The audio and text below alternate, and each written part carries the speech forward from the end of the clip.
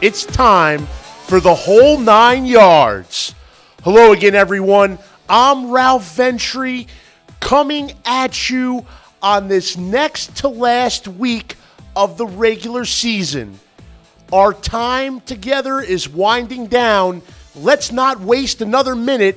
Let's jump right into the opening drive for Week 11. All 7 Northeast Conference teams are in action in Week 11. We'll start with the one team going out of conference, the Bryant Bulldogs. Marty Fine's Bulldogs picked up a 24-13 victory in their final home game of the season last week over Robert Morris. That ensures the Bulldogs at least a 500 record in league play for the 7th, check that, 8th consecutive season. Now they'll try to garner some national attention as they take a step up in class, visiting Coastal Carolina, which is transitioning from the FCS to the FBS level. These two teams met down in Conway a couple of years ago. It was 17-17 in the fourth quarter until Coastal pulled away late. Now we jump over to the conference games. There are 3 of those in Week 11. We'll start with the marquee matchup, the wild card game on ESPN3. It's Central Connecticut visiting St. Francis U. A win over the Blue Devils on Saturday means a first ever NEC title for the Flash and a postseason bid. It won't be easy, however, with Central Connecticut riding high following its first NEC win of the season last week over rival Sacred Heart. The Blue Devils led most of the way before needing to pull out a last-minute victory on Ed Groff's game-winning field goal. CCSU head coach Pete Rosamondo was happy about more than just the victory. He noted that his team has yet to give up this season and it keeps fighting on.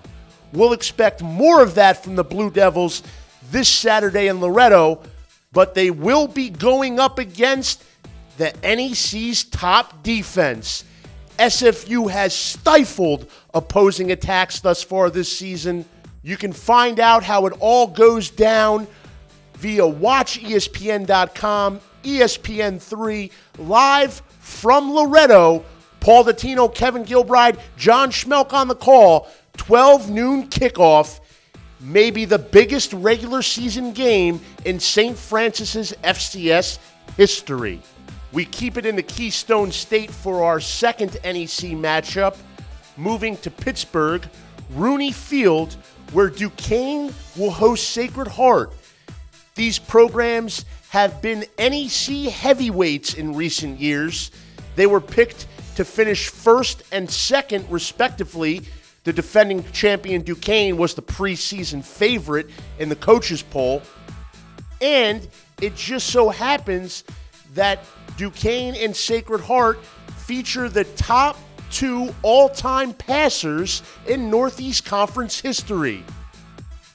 Duquesne's Dylan Beekle is on the cusp of becoming the league's first ever 10,000-yard career passer, while R.J. Noel just moved into second place on the league's all-time list, passing former Sacred Heart great Dale Fink. Not only are both of these teams dangerous through the air, but they feature effective rushing attacks as well. Duquesne freshman running back A.J. Hines, over 1,000 yards rushing already this season. He ranks 3rd overall amongst FCS national leaders. Then there's Sacred Heart.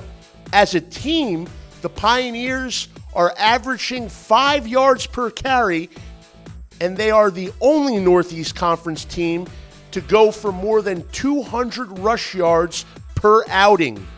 I'm looking forward to a great heavyweight bout on the Bluff. You can watch all of the action live. Sacred Heart at Duquesne, NECFrontRow.com. And the third NEC matchup in Week 11, it's also in Pittsburgh, out in the suburb of Moon Township. Wagner visits Robert Morris. There have been parallels between the two teams this year, youth being one of them. As far as this particular matchup goes, Wagner head coach Jason Hotaling is expecting more of the same. He's used to a knockdown, drag-out defensive struggle when Robert Morris and Wagner meet on the gridiron. 9-6 last year doesn't surprise me. Right. You know, they've been physical, tough football games. Wagner, Robert Morris, for as long as I can remember. Now that we've completed our successful opening drive, let's take a quick look at the NEC stock market. Let's see which player's value is on the way up. This week, it's Central Connecticut safety Tymir Hinton. He's the reigning NEC Defensive Player of the Week. He had himself a day against Sacred Heart. 8 total tackles, 2 pass breakups, and an interception returned for a touchdown that opened the game scoring. It was Hinton's second pick 6 of the season. This 6-foot safety from Linden, New Jersey, his stock is on the rise. Now I'm feeling a Twitter timeout. This week's featured tweet comes from a Bryant Bulldogs fan. Pete Connell was up in Smithfield during Week 10. He saw the Dogs come from behind to defeat Robert Morris 24-13. And what's better than rooting your home team on to victory? Getting to meet the star quarterback afterwards. We're glad to see that Dalton took a minute of his time to greet this young fan. And hopefully the child realizes she isn't just talking to any old quarterback. She's talking to the Dalton Easton. He's on the cusp of becoming Bryant's all-time leading passer. He ranks 8th overall on the NEC's yardage list, tied for 5th in all-time NEC touchdown passes. So not only did you get the win, you got to meet the star signal caller after the fact. Now that's a pretty nice day. Somerset, it's an NEC Audible.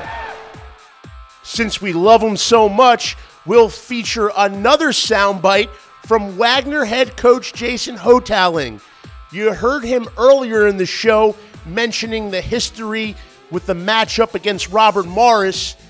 Now you hear him showering praise on his kicker. Coop is he's kicking the ball well. Practices hard, is attentive and pays attention to details. You know, it's the funny thing about Coop is, you know, every little thing matters to kickers. They're just the details are really something for those guys.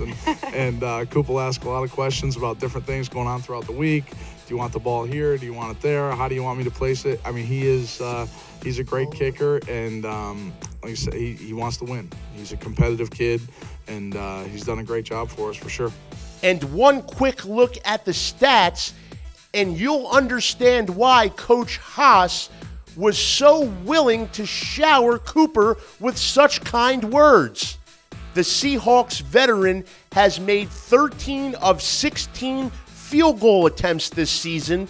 He's perfect from 39 yards and shorter, and he has made his last 5 3-point tries. The 13 field goals lead the Northeast Conference, as does his conversion percentage. James Cooper kicking his way to one heck of a season on Grimes Hill. And as always, before we close out the show, we have to drop a little knowledge in the DYK. So did you know that of the 7 current NEC football members, 4 of them have acquired the conference's automatic bid to the D1 FCS playoffs? Robert Morris was the first team ever to accomplish the feat, doing so in 2010.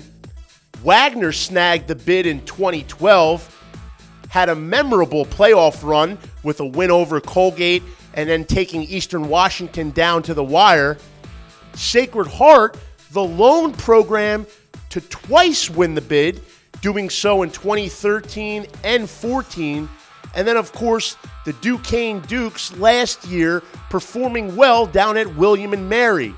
And this week, we could add a fifth to the list.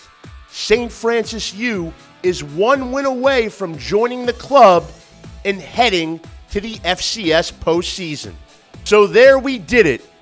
Our next to last show of the regular season. The good news is all 7 NEC teams are in action during Week 11. Go out, enjoy the games. You can catch 2 of them right here on Front Row. There's the wild card bout on ESPN3 Central at SFU. Hard-hitting NEC football excitement is waiting for us all this Saturday. I'm Ralph Ventre. Thanks for watching the whole 9 yards. We'll see you again next week here at NECFrontRow.com.